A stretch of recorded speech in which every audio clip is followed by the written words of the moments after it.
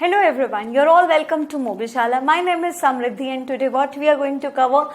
We are going to cover Unit 1, Chapter 1. So this is our second class. In the first class what we have done, we have seen the definition of anthropology and we have also discussed one question. And in the starting only I promised with you that over here we will be discussing a couple of questions and one question we have already discussed. So, and if you remember in the last class what I told you that there are certain segments from which the question is being asked. So this is one of those segments from which the question is being asked that we will be covering today, that is scope of anthropology. In scope of anthropology what we will be covering कि anthropology जो हम subject की बात करते हैं उसका scope, उसकी usage, उसका basically कहाँ तक आप उसका इस्तेमाल कर सकते हो. इसके अंदर हम अलग अलग टर्म्स जैसे we will study about different terms जैसे कि कल्चरल रिलेटिविज्म, हम लोग बात करेंगे हॉलिज्म की, हम लोग बात करेंगे फेस टू फेस ऑब्जर्वेशन की. So we will talk about all these terms, right? So I hope you all are excited to listen what is there in scope of anthropology. And I hope that you have watched my first video in which we have discussed the meaning of anthropology. So guys, let us start with the scope of anthropology because whenever you are studying any subjects, what is the prior importance? The prior importance is that you should be having an idea that, oh, what actually scope this object has. Right so आपके दिमाग में एक होना चाहिए कि ऐसा क्यों है कि हर सब्जेक्ट जो हम पढ़ रहे हैं उसका स्कोप क्या है. ठीक है, सो यहाँ पे स्कोप को समझने के लिए आपको सबसे पहले अपने आप से एक क्वेश्चन करना पड़ेगा एंड द क्वेश्चन इज कि हम अपने मतलब जो है सराउंडिंग्स में what we see that there are different types of culture, right? What we see there are different types of culture. Now each culture is unique in itself, right? Or what we can say that each culture is different from other culture. If I say my culture, that might be different from your culture or that might be different from some other person's culture who is sitting in the office. So why there is such difference in the culture? कि मेरा culture अलग है, उनका culture अलग है, आपका culture अलग है, ऐसा क्यों है? कभी ऐसी परिस्थिति दिमाग में आई है? आपने जरूर देखा होगा ना अपने आसपास कि ऐसा होता है यार, हम लोग सोचते हैं यार ऐसे कैसे रिएक्ट कर रहा है ये, ऐसा थोड़ी होता है ना? Whether it's rituals, whether it's anything, हम लोग कभी ना कभी तो ये सोचते हैं ना यार ऐसे कैसे रिएक्ट कर सकता है कोई, और हम उसको जज कर लेते हैं कि यार ये तो पागल है ना? ऐसे थोड़ी होता है. फॉर एग्जाम्पल, एक बहुत ही बेसिक से example, if I talk about Muslims, right? Muslims they eat beef. ठीक है, हम लोग को क्या लगता है यार वो तो बीफ खा रहे हैं, वो लोग तो अनपवित्र हैं, है ना? They are not the right persons to talk.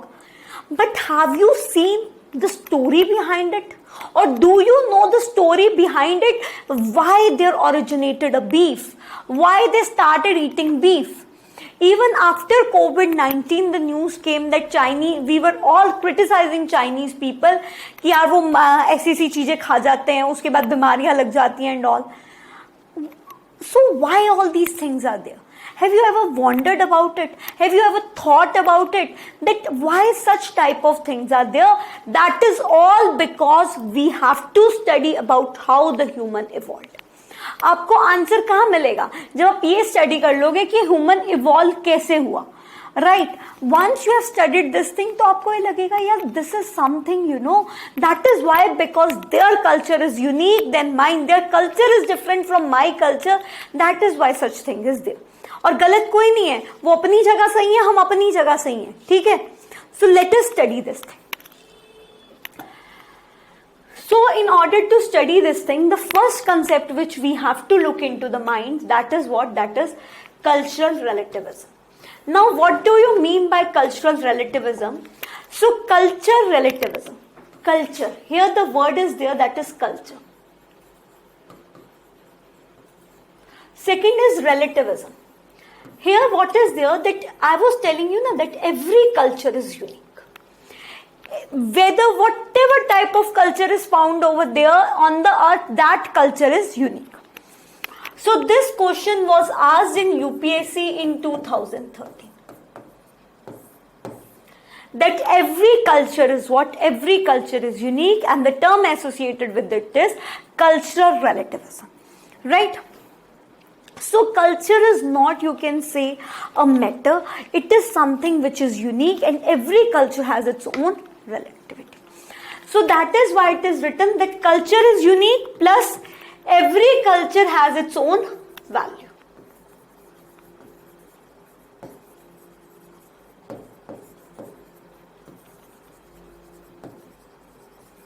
Are you getting my point? That every culture is unique and every culture has its own value. Now, what does I mean by this term? In order to understand this, I will take one example.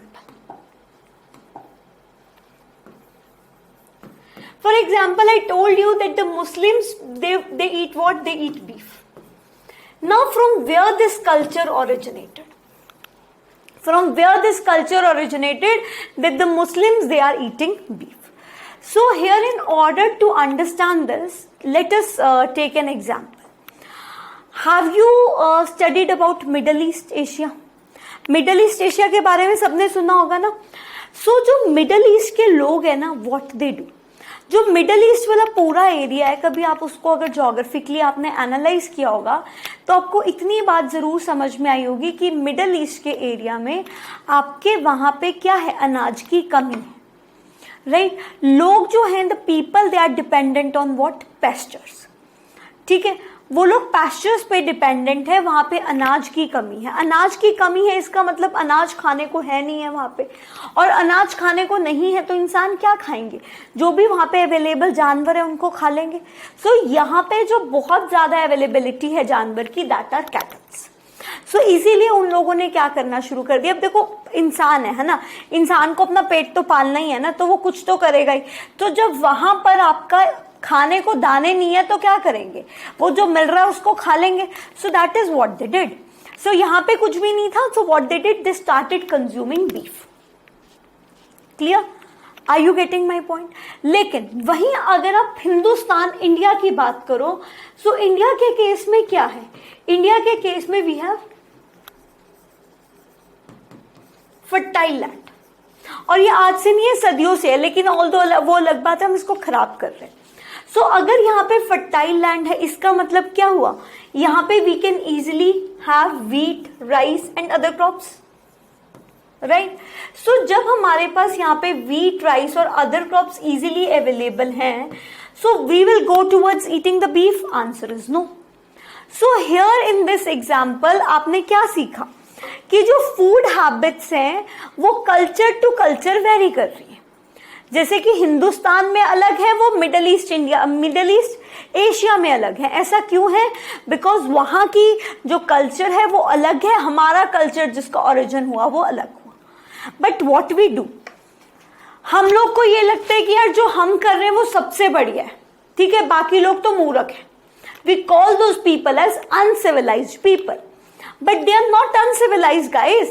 This thing is known as ethnocentrism.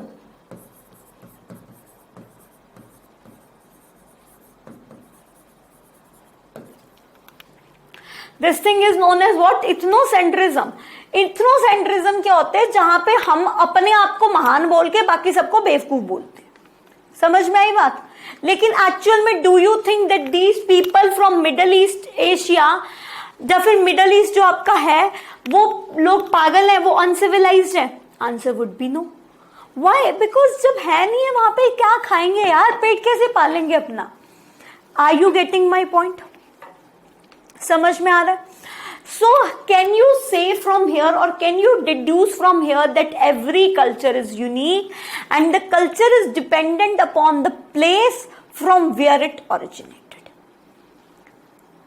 Are you getting my point? कि हर culture unique है, और वो किस पे ऊपर निर्भर करता है कि कल्चर कैसा होगा? जिस प्लेस से उसका जन्म हुआ है, right? So it changes from time to time, it changes from environment to environment, ठीक है, and it varies from what? It varies from region to region. So are you getting this thing that what I wanted to convey you? And this is the same culture which will be responsible for the peace and prosperity. अब आप सोचो, अगर आपको ये सारी चीजें पता हो तो आपको कुछ गलत लगेगा? You will be like okay यार, their culture is different, my culture is different, so we will accept them, right? तो क्लेश भी कम होंगे, राइट? समझ में आ रही है ना बात? तो मुझे तो ये लगता है पढ़ा देना चाहिए सबको, थोड़ा बहुत तो आइडिया दे देना चाहिए ताकि क्लेश ना हो। बढ़िया है ना? आपस में दुनिया फाइट ना करे यार। आजकल इतने देश फाइट कर रहे हैं ना, वो कह रहा है मैं सुपीरियर हूं, वो कह रहा है मैं, अरे भैया कोई सुपीरियर नहीं है, हर कोई अपने आप में सुपीरियर है। So why we are fighting, है ना? So rather than telling this thing, अगर उनको ये सारी स्टोरी बता दो, डोंट यू थिंक कि उनके दिमाग थोड़े से ब्रॉडन अप हो जाएंगे? Answer will be of course yes. चलिए, सो यहां तक क्लियर है आपको? कोई डाउट यहां तक? So this is related to what? Culture. That how every culture is unique, right? So now the next term is relativism.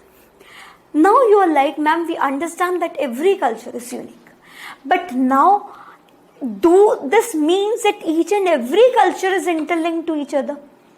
Are you getting? कि क्या यहाँ पे आपको ये चीज लगती है कि हर कल्चर दूसरे से लिंक्ड है? Answer is it might be true और it might be true.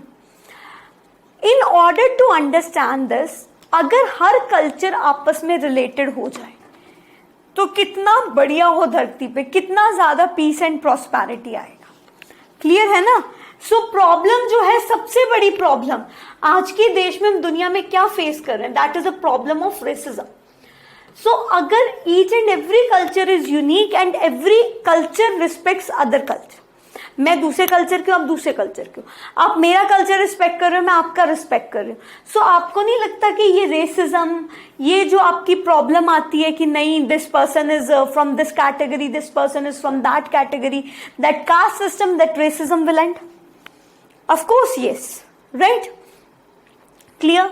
Second thing, so racism, caste system जैसी प्रॉब्लम्स जो हैं ये खत्म हो जाएगी। सो ये क्या हो गया आपका?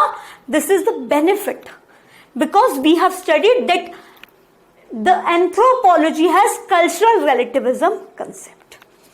But here what is the problem? Problem is जो इंसान इसको स्टडी कर रहा है वो अपने खुद के पर्सपेक्टिव से इसको पढ़ रहा है। For example, if I am studying the culture of other person, so I am studying it from my perspective. आप उस सब्जेक्ट को पढ़ोगे, आप अपने पर्सपेक्टिव से पढ़ोगे, तो हर किसी का यहां पे पर्सपेक्टिव अलग हो गया। That can be a cause of conflict. Are you getting the point? Am I clear in this? Okay.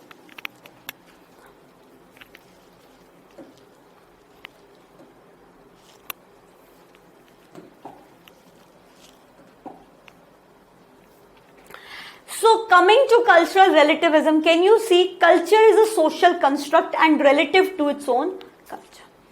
Culture एक सोशल कंस्ट्रक्ट है और हर कल्चर दूसरे कल्चर के साथ अगर आप इंटीग्रेट करके पढ़ो तो आपकी काफी समस्याओं का यहां समाधान निकल सकता है। चलो, सो यहां पे सबसे पहले हम डिस्कस करते हैं एक पर्सन जिनका नाम था French बोएज।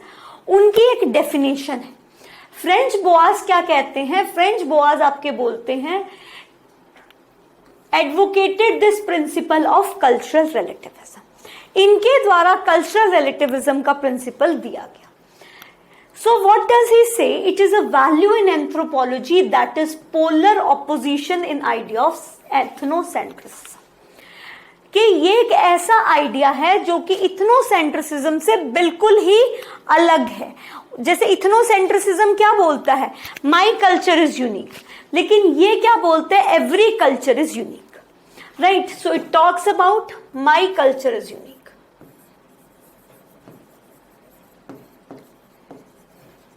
It talks about other cultures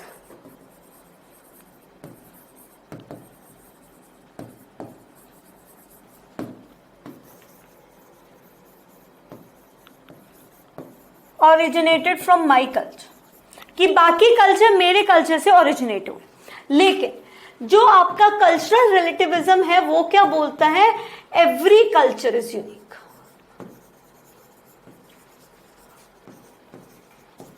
and these uniqueness can be related to each other. And how they became related to each other? It says it became related to each other because of time. It was related to each other because of environment. Globalization हुआ, जैसे जैसे लोगों ने आपस में एक दूसरे से इंटरेक्ट करना शुरू किया, वैसे वैसे ही क्या हुआ, आपका इंटरमिक्सिंग ऑफ द कल्चर हुई. पहले इंटरमिक्सिंग नहीं थी, उसके बाद आपकी क्या हुई, इंटरमिक्सिंग हुई. So this is what is being said by the French boss. इसको आपके सपोर्ट कौन करते हैं? There are two person who support this idea, that is Morgan and the second one is E B Taylor.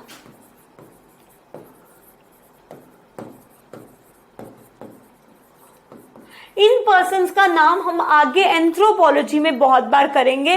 Morgan is a person, anthropologist from United States of America, and Taylor is a anthropologist from United Kingdom. So काफी बार इनके बारे में हम जिक्र आगे करेंगे. I hope till here the things are clear. यहां तक समझ में आया?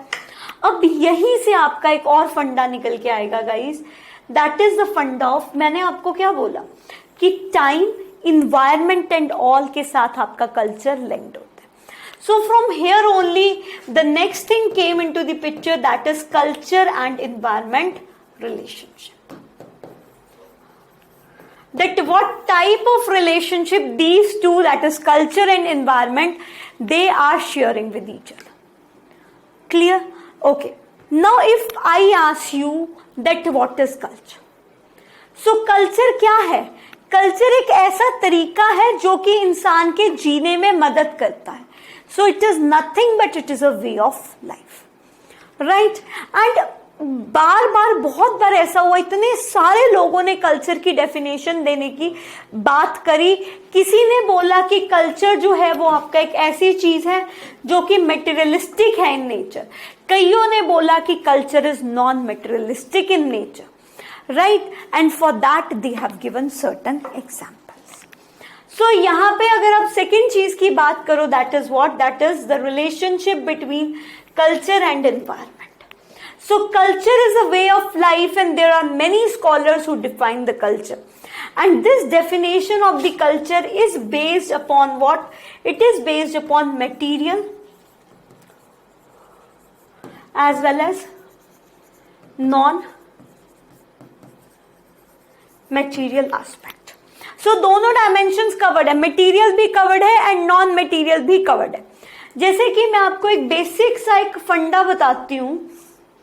आपने बहुत बार सुना होगा कि जो आपके मंकीज होते हैं ना, वो बड़े समझदार होते हैं, जैसे आप समझदार हो. सुनिए ना ये चीज. आपने ये भी चीज सुनी होगी कि we humans are related to what? We are related to chimpanzees. Chimpanzees से ही हम लोग इवॉल्व होके क्या बने? Human beings. सो यहाँ पे हमारे और चिंपैंजी में क्या फर्क है? जनरली आपके जो एनिमल्स होते हैं उनमें इतनी इंटेलिजेंस पावर नहीं होती है जितनी चिंपैंजी में होती है. मानते हो इस चीज को कि चिंपैंजीज में एक इंटेलिजेंस पावर होती है जो कि बाकियों में नहीं होती है. Why? Because they are evolve beings. हम लोग यही बोलेंगे कि हमने साइंस में मैम पढ़ा है कि इवॉल्व हुआ था, डार्विन ने एक थ्योरी दी थी और उसके बाद हमने एवोल्यूशन ऑफ लाइफ पढ़ा था अर्थ में, origin of species, evolution of life.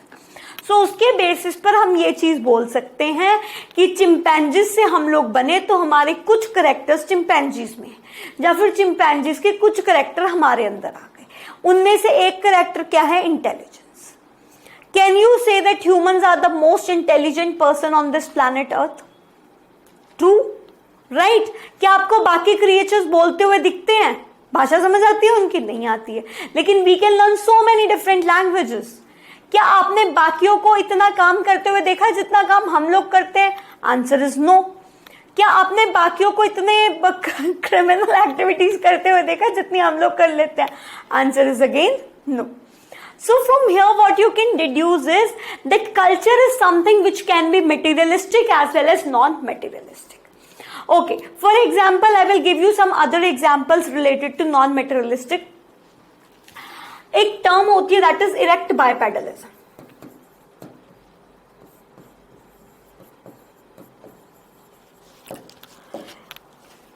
इस टर्म टर्म को ना समझने के लिए मैं आपको एक चीज दिखाती हूँ।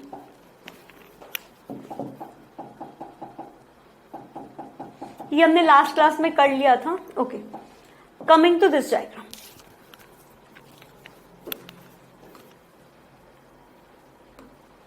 this diagram clearly shows the example of erect bipedalism.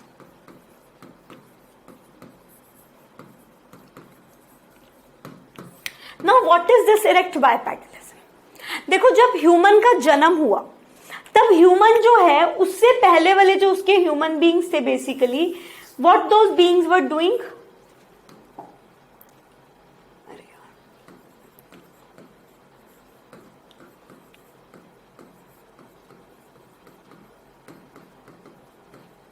What those beings were doing, जो ह्यूमन से पहले वाले जो आपके ओरिजिन में थे, वो लोग क्या काम कर रहे थे?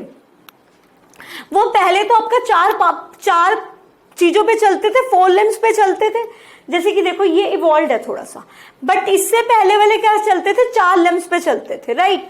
उसके बाद slowly and steadily what we did, हम लोगों ने 2 पैरों पे खड़े होना शुरू किया, और हम इतने बढ़िया तरीके से चारों पैरों पे खड़े हो गए कि हम अब जाते जाते फोन भी चला लेते हैं, है ना। इतना ज्यादा इवॉल्व हो गए हम लोग। लेकिन पहले ऐसा नहीं था। या फिर आप एक छोटे बच्चे को लो, जब छोटा बच्चा होता है घर में, वो सबसे पहले क्या करता है? वो क्रॉल करता है ना। उसके बाद स्लोली एंड स्टेडली क्या होता है? वो गिरता है, उठने की कोशिश करता है, फिर फाइनली वो स्लोली उठ जाता है ना। किसी चीज को हाथ लगा के उठ गया, या फिर लेटर से सपोर्ट से उठ गया किसी चीज के, एंड फिर स्लोली वो अपने 2 पैरों पे वॉक करना शुरू करता है। एंड जब तक वो हमारी स्टेज में आ जाता है, क्या होता है? फोन भी चला लेता है साथ साथ, है ना। हम यहाँ पे ओल्ड राजेंद्र नगर, करोल बाग में बहुत सारे ऐसे लोग होंगे, आगे नहीं देखेंगे, फोन चलाने में बिजी है, ऐसे जाते हैं, है ना। ऐसे करते हैं ना बहुत सारे लोग। So this is something which they do, है ना। हम ये नहीं कह सकते नहीं करते, करते हैं वो लोग। So this theory is erect bipedalism. Erect bipedalism क्या बोलता है कि पहले हम लोग 4 लेग्स पे चलते थे, 4 लिम्स पे चलते थे, अब हम 2 लेग्स पे चलते हैं, and we have become erect. Bipedalism 2 पैर, ठीक है, समझ में आया? क्लियर है? And how is this possible कि ऐसी चीजें क्यों हुई? इसके पीछे के सर्टेन कारण है। जैसे कि उन्होंने बोला कि इसके पीछे का एक कारण क्या है कि पहले हुआ करते थे बड़े बड़े क्लॉस, है ना, लेकिन अब हमारे पास क्या है? Nails, right. Earlier they used to be claws, but now we have what? Nails. So that is one incidence. Claws की जगह हमारे पास क्या आ गए? नेल्स। सेकेंड इंसिडेंस क्या है? अब देखो, अगर आपने नहीं देखा हो ना कभी, अब जब भी जंगल में जाओ तो जरूर देखना ये चीज। Second thing, this angle between thumb and the index finger is how much? 90 degree. 90 है ना? Can you see that this angle is 90 degree? So this angle is also having a role in bipedalism. Clear? So greater this angle, greater will be the ability to walk on 2 feet. So angle is the second aspect. What do you think? What can be the other aspects? We have what? We have platter plates. Platter plate से क्या होता है कि हम लोग easily जो है friction, अच्छा आपने ये सुना है कि फ्रिक्शन के कारण हम वॉक करते हैं। फिजिक्स में आपने ये जरूर पढ़ा होगा कंसेप्ट कि अगर फ्रिक्शन ना होती तो हम गिर जाते। आप में से और भी नहीं, चलो नहीं सुना तब ये बताओ, आप में से कितने लोगों ने आइस के ऊपर स्केटिंग करने की कोशिश की है? स्की करते हैं ना आइस के ऊपर, तो स्की कितने लोगों ने की है? क्या आइस के ऊपर चलना इजी है या जमीन के ऊपर चलना इजी है? This is the first question. Second question is walking on a rough surface is easy और walking on a smooth surface is easy? जैसे घर में पत्थर टाइल लगी होती है उस पर चलना इजी है, रोड जो कच्ची है उस पर चलना इजी है? Answer will be what? कि मैम कच्ची रोड पे चलना इजी है, ठीक है। और उस केस में भी क्या होगा? अगर मैं आइस की बात करूं, स्केटिंग करना इतना इजी नहीं होता है। सो यहाँ पे होता क्या है कि जब भी आप स्केटिंग करते हो या फिर जब आप स्मूथ प्लेस पे चलते हो, उस स्मूथ प्लेस पे चलने के कारण क्या होता है?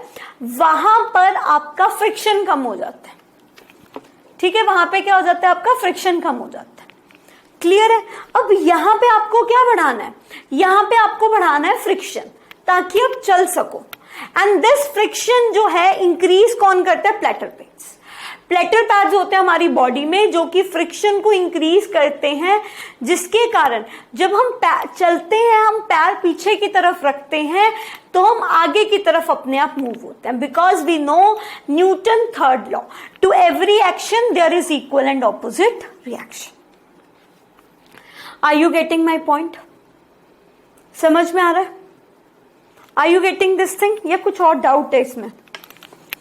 So these are few things related to erect bipedalism. ऐसे मैंने इंटेलिजेंस वाला एग्जांपल दे दिया कि human is the only being which is so intelligent, वो बोल भी सकता है, अपना खाना खुद बना भी सकता है, खा भी सकता है, ठीक है। लेकिन बाकी सारे क्या करते हैं? All other things they only speak करते हैं, वो no, they produce sound, but we as a human we can speak. So we are spreading the culture from one generation to the another generation. क्या आपके घर में कोई culture होगा? क्या वो कल्चर जो सदियों से चला आ रहा था उसमें थोड़ी बहुत मॉडिफिकेशंस करके क्या आपके घर में वो आज भी फॉलो हो रहा है? Answer will be yes. कि हमारे घरों में जो कल्चर हमारे दादा परदादा के टाइम पे था वो आज भी हम फॉलो कर रहे हैं, लेकिन कुछ हमने मॉडिफिकेशन कर दिया। बिकॉज डार्विन थ्योरी क्या बोलती है? Survival of the fittest. Clear? And this thing is resulted in what? Continuity of the culture. पहले हमने चलना सीखा, किससे चलना सीखा? चिंपैंजी से, ठीक है। उसके बाद चलने के बाद हमने क्या किया? हमने अपनी इंटेलिजेंस के थ्रू एक कल्चर जो डेवलप किया गया था उस कल्चर को पास किया, जिसके कारण कल्चर का जो चक्रव्यूह था वो आपका घूमता गया, चक्रव्यूह चलता गया। क्लियर है? So these all are the things which are happening. So are you getting the point? So do you think here some material is involved? Answer is of course yes. Now there are certain non-materialistic things. Now what are there under non-materialistic things? So we were discussing this slide. So what are there under non-materialistic things? For example, if I talk about vestigial organs. Have you heard about vestigial organs in your body? Answer would be that many of you must have heard about the non-vestigial organs in your body. Right? Have you heard about it? So जैसे कि यहाँ पे मैं आपको और बताती हूँ इसका एग्जाम्पल। सबसे बड़ा विजडम टूथ सबके हैं, हम लोग के मोस्टली सबके आ ही गया होगा अब तक, तो जिनके नहीं आया उनके आ जाएगा 2-3 साल में। सो विजडम टूथ का क्या कोई आपके पास यूज है? Answer is no. लेकिन निकल आने के बाद कितना दर्द देता है ना। लेकिन देख लेना आने वाली जनरेशन में खत्म होने वाला है। ऐसे ही अपेंडिक्स होता है हमारे। क्या अपेंडिक्स का ऑपरेशन सुना है आपने? आपने ये भी सुना होगा कि अपेंडिक्स का कोई काम नहीं है आपकी बॉडी में, लेकिन फिर भी वो दर्द देता है। So they are what? They are vestigial organ, right? They are what? They are vestigial organs. So they are what? They are non materialistic, जहां पे बायोलॉजिकल फीचर चेंज हो गए उनके। जैसे कि पहले जो था ना आपका जो बर्थ कैनाल था मदर का, जहां से बेबी आता था, अब जहां से बेबी आता है और जो पहले जहां से बेबी आता था, दोनों की पोजीशन में डिफरेंस है। Why? Because we have evolved over the time. Are you getting the point? So this is the thing which you have to keep in your mind related to materialistic and non materialistic things. इसके अलावा अब my next question is, क्या सिर्फ इंसानों के अंदर ही culture होता है? क्या इंसानों के अलावा किसी के अंदर कल्चर नहीं होता? Just think about it and tell me.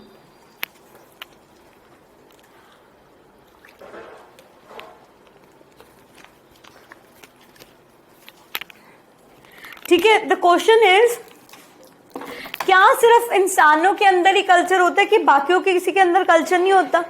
So answer is no. Everybody, every planet, every body on this earth, they have some culture. लेकिन वो अलग बात है कि हम लोग उसको बोल के बता देते हैं, कई लोग उसको अपनी आवाजें प्रोड्यूस करके बताते हैं। क्लियर है? And this culture is basically ये माना जाता है कि जब वो आवाजें प्रोड्यूस कर रहे हैं तो कल्चर आपका स्प्रेड भी हो सकता है, नहीं। So the culture which is not spread, that is known as sub human culture.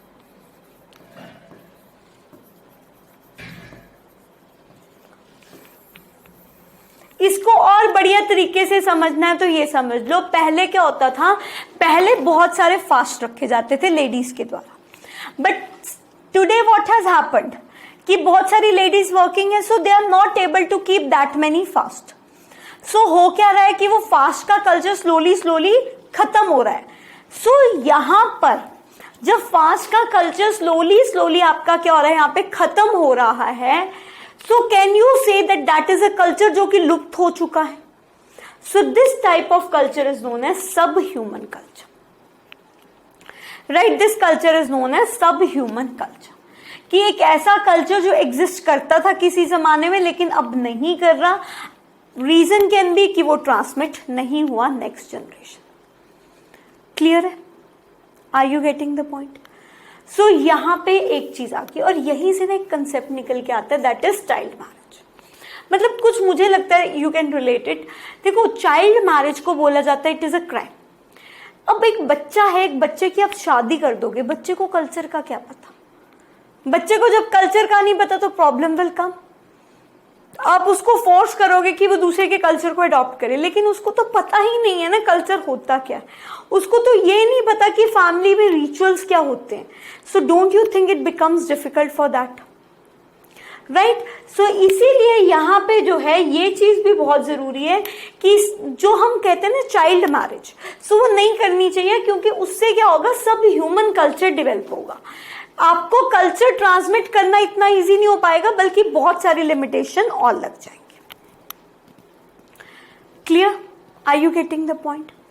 Now in the nutshell if I have to explain this thing, what I will say कि every culture is unique, but today what is happening that हम लोग, हर कोई ये चाहता है कि हमारा culture दूसरे के ऊपर ज्यादा हावी हो, दैट इज इथनोसेंट्रिसिज्म।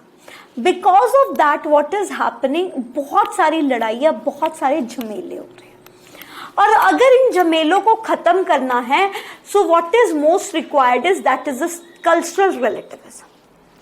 ठीक है? सो यहाँ पे आजकल जैसे आपको पता होगा, there is so much radicalization of Islam, है ना। पंजाब से खालिस्तान डिमांड करने की मांग उठ जाती है, कभी कश्मीर को सेपरेट करने की बात उठ जाती है, कभी रेडिकलाइजेशन ऑफ इस्लाम की बात उठती है।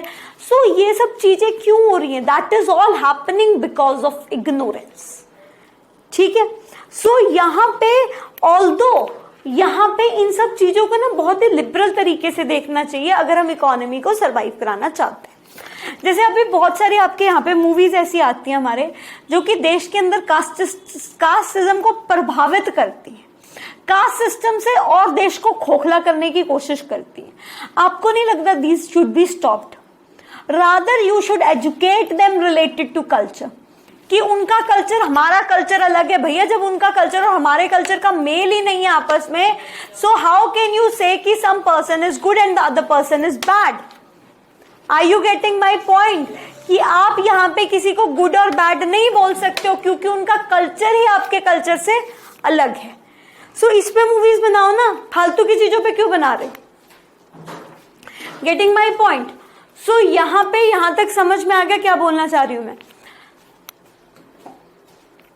क्यों? क्योंकि अगर ऐसा हो जाता है तो क्या होगा, उससे बहुत सारी आपकी प्रॉब्लम्स मिटेंगी। बहुत सारा जो फालतू का पैसा होता है ना, जो लग जाता है इधर उधर की चीजों पे, वो भी आपका कम लगेगा। नाउ टॉकिंग अबाउट कि अगर आपको आ जाता है कि right a short note on, sorry,